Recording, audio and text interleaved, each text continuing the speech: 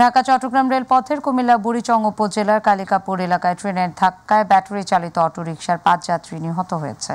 এতে আহত হয়েছে আরও ৩ জন। মঙ্গলবার সকাল ১০টায় কালিকাপুর রেল ক্রসিংয়ে এই ঘটনা ঘটে। নিহতের বিষয়ে নিশ্চিত করে বুড়িচং থানার ভারপ্রাপ্ত কর্মকর্তা আজিজুল হক জানান, চট্টগ্রাম থেকে ছেড়ে আসা চট্টলা এক্সপ্রেস ট্রেনটি সকাল ১০টায় বুড়িচং উপজেলা কালিকাপুর এলাকায় একটি অবৈধ ক্রসিং দিয়ে পার হওয়ার সময় যাত্রীবাহী অটোরিকশাকে ধাক্কা দেয়। ট্রেনের ধাক্কায় অটোরিকশায় থাকা ৪ যাত্রী ঘটনাস্থলে নিহত হয়। এছাড়া হাসপাতালে নেয়ার পথে আরও এক যাত্রীর মৃত্যু হয়। এ ঘটনায় আহত হয় অন্তত আরও ৩ জন। নিহতরা হল বুড়িচং উপজেলার বাকশিমুর গ্রামের রফিক মিয়া, লুৎফা বেগম, সানু মিয়া, সফরজান বেগম এবং সাজু মিয়া। আহতদের অবস্থা আশঙ্কাজনক হওয়ায় নিহতের সংখ্যা বাড়তে পারে বলে আশঙ্কা করা হচ্ছে।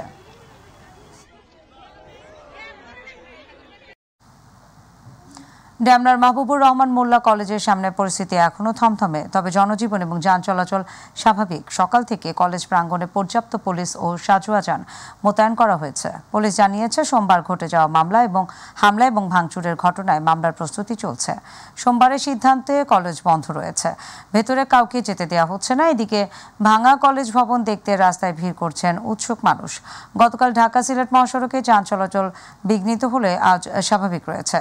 আইনশৃঙ্খলা পরিস্থিতির অবনতি যাতে না হয় সেজন্য ২ প্লাটুন ফোর্স মোতায়েন রয়েছে। পাশাপাশি সড়কে যান চলাচল স্বাভাবিক রাখতে পুলিশ কাজ করছে।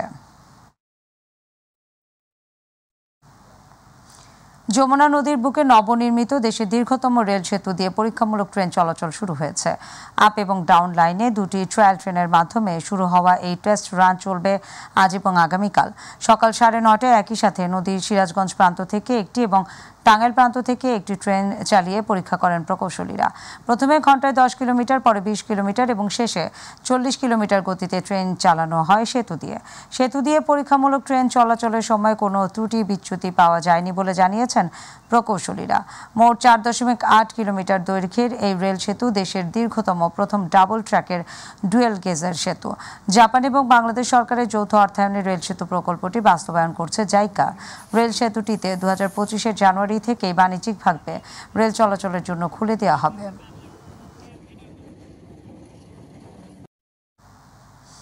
ফ্যাসিবাদের পুনর্বাসন ঠেকাতে এবং শিক্ষা প্রতিষ্ঠানগুলোতে চলমান অস্থিরতা নিরসনে আজ থেকে সপ্তাহব্যাপী ফ্যাসিবাদ বিরোধী সকল ছাত্র সংগঠনের সমন্বয়ে জাতীয় ছাত্র সংহতি সপ্তাহ পালন করা হবে।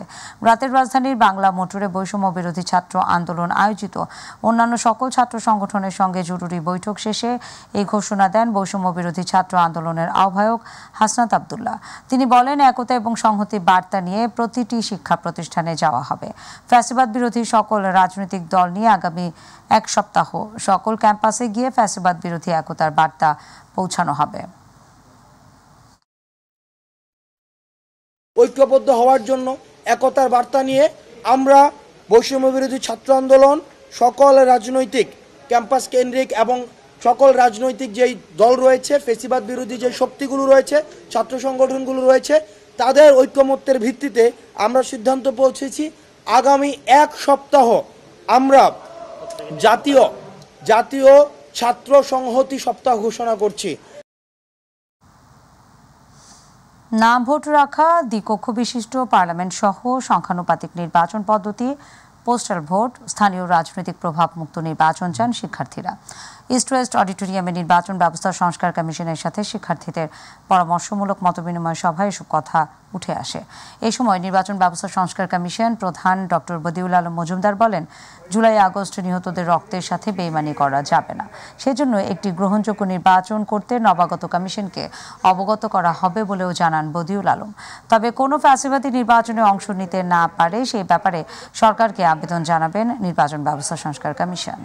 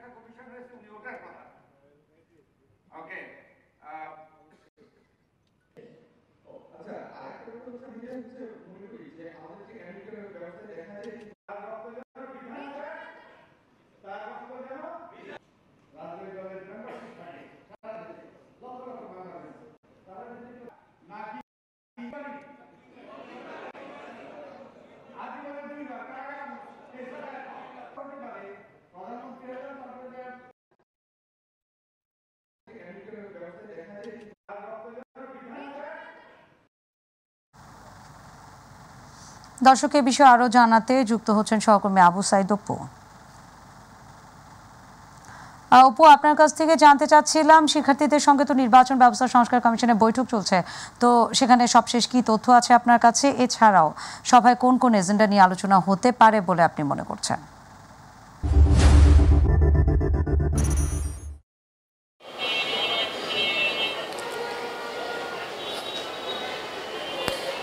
নাদিয়া, আপনাকে ধন্যবাদ। আপনার মাধ্যমে আমি দর্শকদেরকে জানাতে চাই, এর আগে একটি সংবাদে যুক্ত হয়ে জানাচ্ছিলাম যে নির্বাচন ব্যবস্থা সংস্কার কমিশনের সঙ্গে শিক্ষার্থীরা এই প্রথমবারের মতো, অর্থাৎ 1977 সালে যখন প্রথম নির্বাচন কমিশন গঠন হয় তারপর থেকে এই প্রথমবারের মতো 2024 সালের 5 আগস্ট যে ছাত্র জনতা গণ অভ্যুত্থানের পরে যে অন্তর্বর্তীকালীন সরকার গঠন হয়েছে, সেই সরকার ক্ষমতায় বসার পরে অক্টোবরের প্রথমেই যে নির্বাচন সংস্কার ব্যবস্থাপনা কমিটি গঠন করা হয়েছে, সেই কমিশন গঠন করা হয়েছে। সেই কমিশন কিন্তু ধারাবাহিকভাবে বিভিন্ন স্টেক হোল্ডারদের সাথে, গণমাধ্যমের সাথে, ইলেকট্রিক ও প্রিন্ট মিডিয়ার যারা প্রধানরা রয়েছেন তাদের সাথে বৈঠকে পর্যায়ক্রমে কিন্তু আজকে শিক্ষার্থীদের সাথে বৈঠকে বসেছেন। বৈঠকের মূল আলোচ্য বিষয় হচ্ছে দ্বিকক্ষ পার্লামেন্ট বিশিষ্ট নির্বাচন ব্যবস্থা এবং সংখ্যানুপাতিক নির্বাচন পদ্ধতি এবং পেশি শক্তির ব্যবহার যেন নির্বাচনে না হয় এবং সংবিধান যেন এমন একটা সংবিধান যেন প্রণয়ন করা হয় যে সংবিধানের মাধ্যমে যাতে ভোটাররা তাদের নির্বিঘ্নে ভোট প্রয়োগ করতে পারে, এই বিষয়গুলো নিয়ে আলোচনা হচ্ছে। এবং কোনো ফেসিবাদী দলের সমর্থন যারা করেন তারা যেন কোনোভাবে নির্বাচনে অংশগ্রহণ করতে না পারেন, সেই বিষয়টি কিন্তু আলোচনায় উত্থাপন হচ্ছে। এখন আসলে আলোচনা আমরা পরবর্তী সংবাদে আপনাকে যুক্ত হয়ে জানাতে পারবো যে সর্বশেষ আসলে কি শিক্ষার্থী আলোচনা হচ্ছে শিক্ষার্থী এবং নির্বাচন ব্যবস্থাপনা সংস্কার কমিশনের সাথে। তো নাদিয়া, এটাই ছিল আমার কাছে সর্বশেষ খবর। অপু, আপনাকে ধন্যবাদ। দর্শক, শিক্ষার্থীদের সঙ্গে নির্বাচন ব্যবস্থা সংস্কার কমিশনের বৈঠকের বিষয়ে জানাচ্ছিলেন আমাদের সহকর্মী আবু সাইদ অপু। চলে যাব পরের সংবাদে। বরিশালের মুলাদিতে গ্রামীণ অবকাঠামো সংস্কার টিআর কাবিটা এবং কাবিখা প্রকল্পের টাকা লুটপাটের অভিযোগ উঠেছে। কাজ না করে কাগজে কলমে শেষ দেখিয়েছেন উপজেলা প্রকল্প বাস্তবায়ন কর্মকর্তা এবং সাবেক সংসদ সদস্য গোলাম কিবরিয়া টিপু। তবে উপজেলা নির্বাহী কর্মকর্তা বলছেন, কাজের ব্যত্যয় হয়ে থাকলে পুনরায় যাচাই বাছাই করে কাজ করা হবে। প্রতিনিধি রাকিবুল ইসলাম রাকিবের রিপোর্ট, জানাচ্ছেন শামস রাবিজ উচ্ছ্বাস। গ্রামীণ অবকাঠামো রক্ষণাবেক্ষণ ও সংস্কার প্রকল্পের কাজ না করে অর্থ উত্তোলন, রাস্তাঘাট মেরামতে উৎকোচ গ্রহণ, আশ্রয়ণ প্রকল্পে নির্মাণে অনিয়ম সহ সরকারি বিভিন্ন প্রকল্প বাস্তবায়নে অনিয়মের অভিযোগ উঠেছে বরিশাল মুলাদি উপজেলা প্রকল্প বাস্তবায়ন কর্মকর্তা ও বরিশাল 3 আসনের সাবেক সংসদ সদস্য গোলাম কিবরিয়া টিপুর বিরুদ্ধে। কাবিটা প্রকল্পের দেয়া কাজ না করে কাগজে কলমে কাজ শেষ দেখানো হয়েছে। উপজেলা মুলাদি সদর ইউনিয়নের 3 নং ওয়ার্ড স্কুল থেকে নিজাম ফকিরের বাড়ি পর্যন্ত রাস্তা মেরামত, অথচ বাস্তবতা উল্টো। আমাদের রাস্তায় একাডু পানি, আমরা কেদার ফান হারতাই না, ঠিক আছে। হ্যাঁ, মেম্বার চেয়ারম্যান যা থায় কেউ কিছু গ্রুপ নেয় না, মাটি একটু দিয়ে যায়, হ্যাঁ তোর আগে যায় নামিয়া। মনে করেন কেদা ধান লাগাইয়ে পরে এই রাস্তায় জম্মের কেদা কোনো মেহমান সেহমান কিছু আহে না। কাজ করবে খালি শুধু এইটাই প্রতিশ্রুতি দেয়, কিন্তু এই প্রতিশ্রুতি দেয় কিন্তু কাজ এই আর কোনো কিছুই করে না। স্থানীয়দের অভিযোগ, অনিয়ম দুর্নীতির এমন চিত্র উপজেলার বাটামারা, শফিপুর, মুলাদি সদর সহ নাজিরপুর ইউনিয়নের বেশ কয়েকটি প্রকল্পের। উপজেলা প্রকল্প বাস্তবায়ন কর্মকর্তার যোগসাজশে অর্ধ কোটি টাকা হাতিয়ে নিয়েছে সাবেক এমপি টিপু।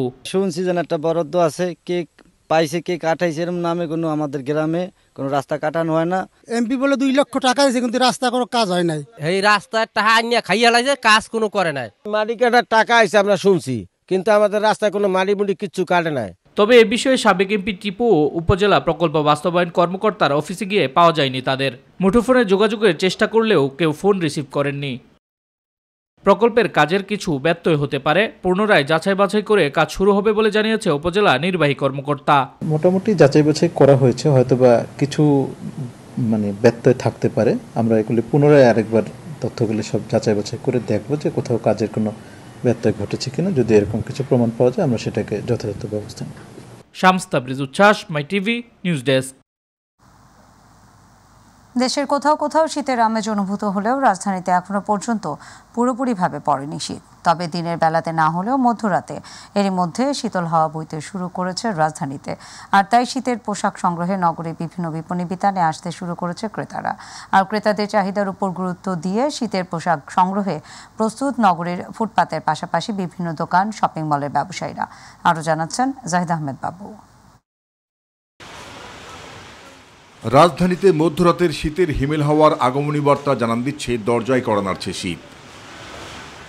নগর জীবনে শীত চলে আসা মানেই নগরবাসীর কাছে যেন বিরাজ করে এক অন্য রকমের অনুভূতি। আর তাই নগরবাসীর কাছে শীতের নতুন পোশাক কেনাকাটাও যেন শীত আমেজের অন্যতম অনুষঙ্গ। শীতের হিমেল হাওয়া বয়ে যেতেই শীতের পোশাক কেনাকাটায় ব্যস্ত নগরবাসী। বাচ্চার জন্য সোয়েটার নিচ্ছি, প্যান্ট, শীতের জামা কাপড় নিচ্ছি। আগে ভাগে নেওয়ার কারণ এখন যদি একটু কমের মধ্যে পাই, শীত তো এখনো পুরোপুরিভাবে পড়ে নাই। নগরীর খিলগাঁও তালতলা মার্কেটের ফুটপাতের দোকানে শোভা পেয়েছে শীতের হরেক রকমের পোশাক, কিন্তু এখনো জমে ওঠেনি শীতের বাজার। হালকা শীতের জন্য এগুলো উঠছে, এগুলো চলতেছে মোটামুটি, কাস্টমার হচ্ছে মোটামুটি ভালো। বাচ্চাদের জন্য জিনিস কিনতেছি, সোয়েটার, প্যান্ট, এগুলো আগে একটু প্রস্তুতি নেওয়ার জন্য এই শীতের কাপড় কেনা। আসলে বাচ্চাদের যা যা লাগে সবই আছে। বিক্রেতারা জানান শীত বস্ত্র বেচা কেনায় এই সময়ে বড়দের তুলনায় বেশি বেচা বিক্রি হচ্ছে শিশুদের শীতের পোশাক। আলহামদুলিল্লাহ অনেক ভালো, বাচ্চাদের শীতের কাপড় দিচ্ছি। নগরীর বিভিন্ন শোরুম, শপিং মলেও এসেছে সব বয়সী মানুষের হরেক রকমের শীতের পোশাক। প্রাইসটা অনেক রিজনেবল থাকে, এর জন্য কাস্টমারও আমরা শীতের ভালো পাচ্ছি। শীত পড়ে যাচ্ছে, চিন্তা করলাম আগে ভাগে কিনে রাখি। জাহিদ আহমেদ বাবু, মাই টিভি, ঢাকা। পরপর দুইবারের বেশি প্রধানমন্ত্রী না হওয়া, উপপ্রধানমন্ত্রী, উপরাষ্ট্রপতি, সংসদের উচ্চকক্ষ এবং গণভোটের বিধান রাখা সহ সংবিধানের ৬২ জায়গায় সংশোধনী প্রস্তাব দিয়েছে বিএনপি।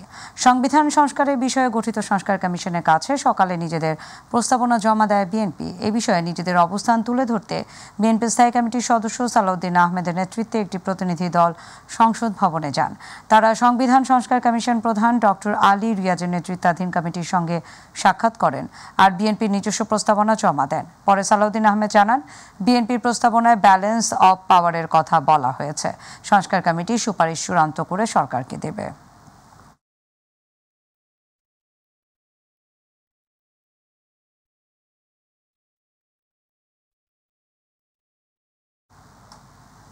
নগরের নিউ মার্কেট মোড়ের স্বাধীনতা স্তম্ভে জাতীয় পতাকা অবমাননার অভিযোগে দায়ের হওয়া মামলায় বাংলাদেশ সম্মিলিত সনাতনী জাগরণ জোটের মুখপাত্র এবং চট্টগ্রামের হাটহাজারীর পুণ্ডরিক ধামের সাবেক অধ্যক্ষ চিন্ময় কৃষ্ণ দাস ব্রহ্মচারীর জামিন নামঞ্জুর করেছেন আদালত। আজ চট্টগ্রাম ষষ্ঠ মেট্রোপলিটন ম্যাজিস্ট্রেট কাজী শরীফুল ইসলামের আদালত এই আদেশ দেন। এর আগে সকাল 10:50 তাকে আদালতে হাজির করা হয়।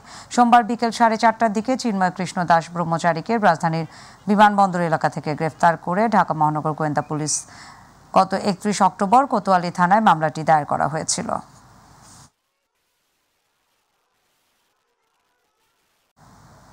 খেজুরের রস সংগ্রহ এবং রস জ্বালিয়ে গুড় তৈরিতে ব্যস্ত সময় পার করছেন পাবনার ঈশ্বরদীর গাছিরা। এরই মধ্যে গাছ প্রস্তুতের কাজে ব্যস্ত সময় কাটছে তাদের। খেজুরের রস সংগ্রহের পর তা থেকে তৈরি হবে গুড়। শীতের শুরুতেই বেড়েছে রসের চাহিদা। প্রতিনিধি আলিফ হাসানের রিপোর্ট, জানাচ্ছেন শামস তাবিজ উচ্ছ্বাস। খেজুরের রস আহরণের মধ্য দিয়ে গ্রামীণ জনপদে শুরু হয় শীতের আমেজ। সে হিসেবে পাবনার ঈশ্বরদীতে খেজুর গাছ থেকে রস আহরণে প্রস্তুত গাছিরা। প্রস্তুতি হিসেবে খেজুর গাছের আগায় বিশেষ পদ্ধতিতে চলছে কাটাকুটির কাজ। কাকঢাকা বুড়ে চিরাচিত সনাতন পদ্ধতিতে মাটির কলসে রস সংগ্রহ করছে গাছিরা। এরপর শুরু হয় সংগ্রহিত রস দিয়ে গুড় তৈরির কাজ। মাটির হাঁড়ি কিংবা টিনের বড় হাঁড়িতে রস জাল দিয়ে তৈরি করা হয় পাটালি গুড়। সব জিনিসের দাম বেশি, গাছের জমাও বেশি। এবার জমা আমারে দিচ্ছে হলো 185-80 টাকা। গুড়ের জন্য একটা হুমকির পথে আছে। গাছিরা জানান, অন্যান্য বছরের তুলনায় জ্বালানির দাম, গাছের বর্গামূল্য সব মিলিয়ে এবার 1.5 গুণ বেশি খরচ হচ্ছে খেজুর গুড় তৈরিতে। তবে বাজার আর অনুকূল আবহাওয়া না থাকলে এবার বড় ধরনের ক্ষতির সম্মুখীন হতে হবে তাদের। 2 ড্রাম সর্বোচ্চ 80-90 লিটার রস হয়। এখান থেকে আমাদের প্রায় গুড় হয় হলো 10 থেকে 12 কেজি। লাভ মনে করেন যে খায়া দেয় আর কি, দিন যাওয়ার মতন আর কি। ঈশ্বরদীতে 5520টি খেজুরের গাছ রয়েছে। পাশাপাশি খেজুরের রস ও গুড়ের মান ধরে রাখতে কাজ করছে ঈশ্বরদী কৃষি বিভাগ। আমি মনে করি এটার আসলে একটা বাণিজ্যিক সম্ভাবনাও আছে। তো আমরা কৃষি বিভাগ চাই খেজুর গাছের আবাদ বাড়ুক এবং সেই সাথে আমাদের গুড়ের উৎপাদন বৃদ্ধি পায়। শীতকাল আসলে গ্রাম বাংলায় শুরু হয়ে যেত নতুন রসের তৈরি পিঠাপুলির উৎসব। তবে কালের বিবর্তনে বাংলা হারিয়েছে তার পুরনো ঐতিহ্য। শামস তাবরিজ উচ্ছ্বাস, মাই টিভি নিউজ ডেস্ক।